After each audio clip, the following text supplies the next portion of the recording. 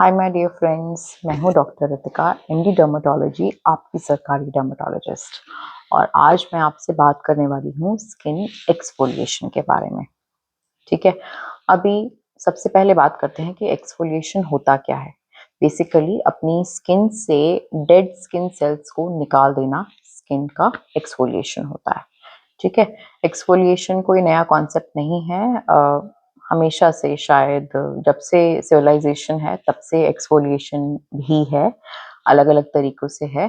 तो आज हम इसी के बारे में बात करते हैं। देखिए, स्किन का कुछ हद तक एक्सफोलिएशन नेचुरली भी होता है, नहाने से, ठीक है, मुंह धोने से। तो अपनी स्किन की बेसिक केयर करने से भी कुछ हद तक एक्सफोलिएशन होता है। पर जैसे जैसे एज बढ़ती है, एक्चुअल एक्सफोलिएशन की ज़रूरत बढ़ती है। उससे आपकी स्किन ज़्यादा हेल्दी लगती है। और भी एक्सफोलिएशन के बहुत सारे बेनिफिट्स हैं, इसके बारे में हम इस वीडियो में बात करेंगे। ठीक है, सबसे पहले एक्सफोलिएशन करने से क्या होता है। एक्सफोलिएशन करने से जब डेड स्किन सेल्स हम हटा देते हैं, उससे हमारी स्किन ज़्यादा ब्राइट लगती है। जो आपकी टैनिंग है वो जल्दी कम होती है। जो आपको अगर कोई स्पॉट्स हो गए हैं किसी कारण से, तो वो भी जल्दी फेड होते हैं। आपकी स्किन ओवरऑल ब्राइट लगती है। आपके पोर्स ओपन हो जाते हैं, उसमें जो भी डर्ट वगैरह है वो सब निकल जाता है। और जब ऐसा होता है तो इसके बाद आप जो भी स्किन केयर यूज कर रहे हैं, उसका पेनिट्रेशन, उसका एब्जॉर्प्शन बेटर होता है। तो आपको अपना स्किन केयर का रिजल्ट ज्यादा बेटर मिलता है। ये फायदे हैं एक्सफोलिएशन करने के। अब हम बात करते हैं कि क्या होगा अगर एक्सफोलिएशन नहीं करेंगे। तो हम तो कभी एक्सफोलिएशन नहीं करते हैं, हमें क्या ही हो गया। ठीक है, अगर हम एक्सफोलिएशन कभी भी नहीं करते हैं तो हमारी स्किन डल दिखेगी, ओवरऑल डल रहेगी स्किन। ठीक है, dull doesn't mean dark. Okay, darkness is something else, and having a clear glowing skin is possible in every skin shade. Okay, सो आपकी स्किन डल लगती है, लाइफलेस लगती है। और इसके बाद आपके क्लॉग्स भी पोर होते हैं। तो इससे आपको मीलियाज भी डेवलप होते हैं। मीलियाज मतलब ऐसे कुछ केराटिन डिपॉजिट्स होता है। ठीक है, स्किन पे मीलियाज डेवलप होने लग जाते हैं। और जो भी स्किन केयर आप यूज़ करते हैं उसका एब्जॉर्प्शन उतना अच्छा नहीं होता है। आपको अपनी स्किन केयर का रिजल्ट उतना अच्छा नहीं मिलता है। आपकी अगर टैनिंग हुई है तो वो ज़्यादा दिन तक रहती है। तो ये सारे प्रॉब्लम्स होते हैं एक्सफोलिएशन नहीं करने से। इसलिए एक्सफोलिएशन करना चाहिए, specially in people who are adults. है ना, हम बहुत अलग अलग तरीके की चीज़ें अपने फेस पर लगाते हैं। बहुत पोल्यूशन से हमारा एक्सपोजर होता है।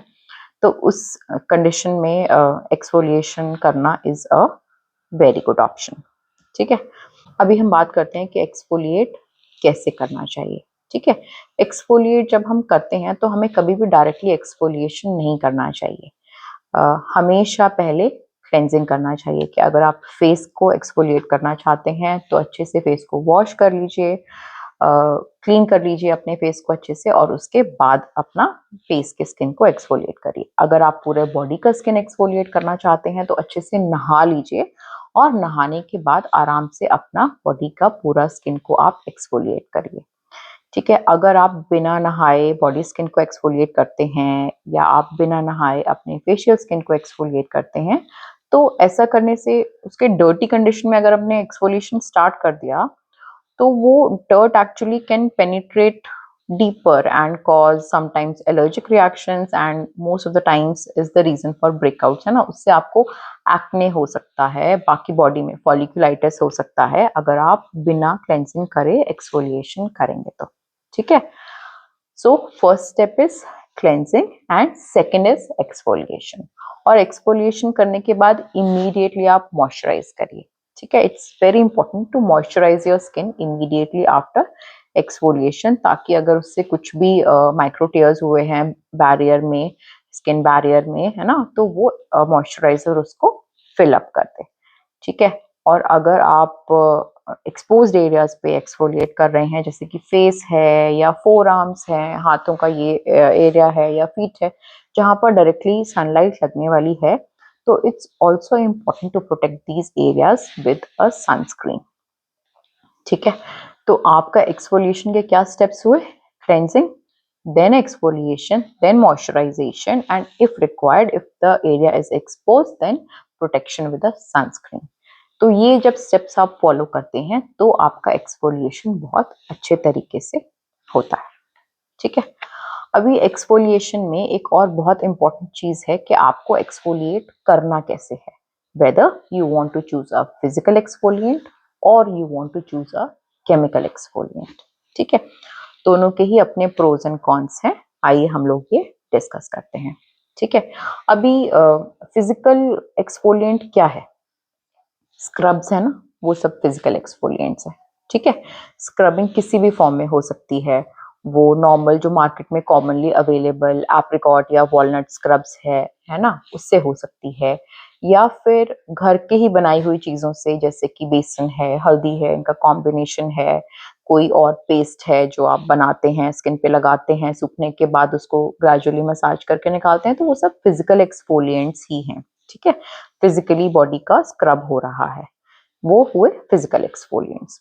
अब बात आती है केमिकल एक्सफोलिएंट्स की। केमिकल एक्सफोलिएंट्स क्या है? जो भी आप आजकल ये सुनते हैं, AHAs, BHAs, ये सब केमिकल एक्सफोलिएंट्स के अंदर आते हैं, जो कि एक केमिकल को आपने स्किन पे लगाया, उसने अपना काम किया, वो अपने आप ही आपका डेड स्किन सेल्स निकाल देगा and you just wash it of, है ना। तो वो है आपका केमिकल एक्सफोलिएशन। अभी फिजिकल और केमिकल एक्सफोलिएशन में क्या फर्क है? देखिए, फिजिकल एक्सफोलिएशन तो एज ओल्ड टेक्निक है ना, जब से सिविलाइजेशन है तब से physical exfoliation exist, but chemical exfoliation is relatively newer. अभी जो फिजिकल एक्सफोलिएशन है दैट इज चीपर, कॉस्ट में कम है, और जो केमिकल एक्सफोलिएशन है it is relatively costly, it's not very costly but it's relatively costlier than the physical exfoliation. Physical exfoliation जो हम करते हैं, most of the times doing it just once a week is enough, and जो chemical exfoliation है उसको भी अगर आप बिगिनर हैं तो वंस अ वीक काफ़ी है, और अगर आपने बहुत अच्छे से समझ लिया है और आपको लगता है कि इससे ज़्यादा आप कर सकते हैं, आपकी स्किन को सूट कर रहा है, तो up to 3 times a week also chemical exfoliation can be used.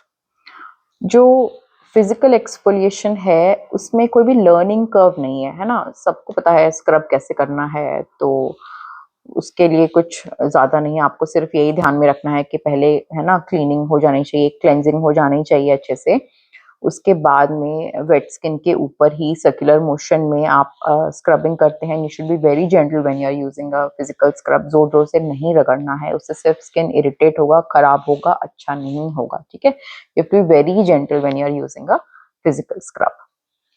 और जो केमिकल एक्सफोलिएशन है, केमिकल एक्सफोलिएशन करने में थोड़ा सा लर्निंग कर्व तो ज़रूर है, बिकॉज अगर आप केमिकल एक्सफोलिएशन यूज़ कर रहे हैं तो आई एम श्योर आप स्किन केयर के और भी कुछ चीज़ें कर रहे होंगे, कुछ स्टेप्स कर रहे होंगे, या आप रूटीनली एक डर्मेटोलॉजिस्ट के पास जाकर अपना स्किन केयर का ध्यान रखते होंगे, तो आप कुछ और प्रोडक्ट्स भी यूज़ कर रहे होंगे, तो किस प्रोडक्ट को बंद करने के बाद में आपने केमिकल एक्सफोलिएशन करना है, या क्या केमिकल एक्सफोलिएशन करने के बाद 1-2 दिन तक आपको नहीं यूज़ करना है ना, तो वो सारी चीज़ें थोड़ा सा लर्निंग कर्व तो केमिकल एक्सफोलिएशन में है।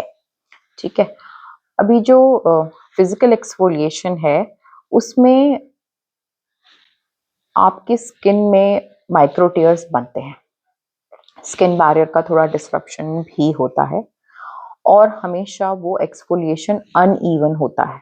ठीक है, कहीं से कम स्किन के डेड सेल्स निकलते हैं, कहीं से ज़्यादा निकलते हैं, जहाँ पे आपने ज़्यादा रगड़ दिया, या जहाँ का स्किन थोड़ा सॉफ्ट था पर आपने उतना ही कर दिया जितना हार्डर स्किन एरियाज में किया, तो उससे ना अनइवन एक्सफोलिएशन होता है। जो केमिकल एक्सफोलिएशन है, अगर आप उसको डर्मेटोलॉजिस्ट के पास जाकर करा रहे हैं, या आप खुद घर में आपको केमिकल एक्सफोलिएशन लोअर परसेंटेज से अच्छे से करना आ गया है, तो उसका जो इफेक्ट है वो बहुत ही इवन होता है ना, वो एक्सफोलिएशन बहुत इवन होता है, और उससे कोई माइक्रो टीयर्स वगैरह भी नहीं होते हैं।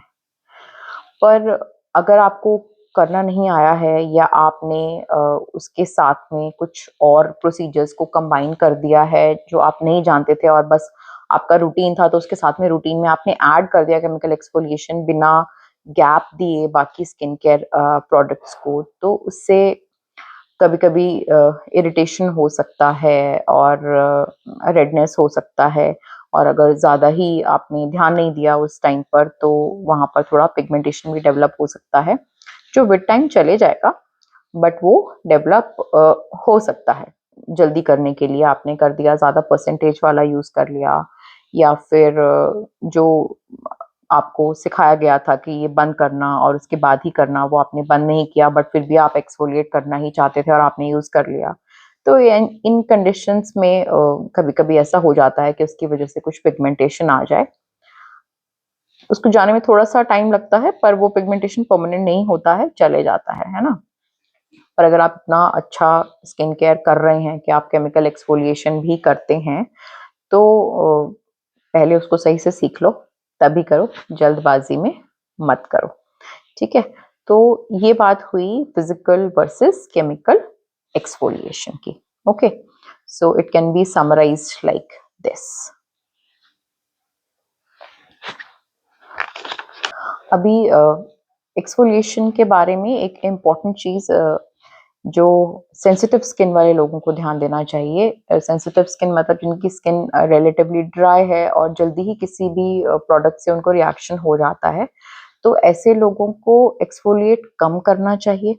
अगर आप फिजिकल एक्सफोलिएशन के लिए ऑप्ट करते हैं, तो सिर्फ ऐसी चीज़ें यूज़ करिए जिसमें बहुत ही फाइन ग्रैन्यूल्स हैं, बड़े ग्रैन्यूल्स नहीं हैं, और फिर भी बहुत ही जेंटली उसको यूज़ करिए। और अगर आप केमिकल एक्सफोलिएशन यूज़ करते हैं, तो please stay below less than 10% if you are doing at home.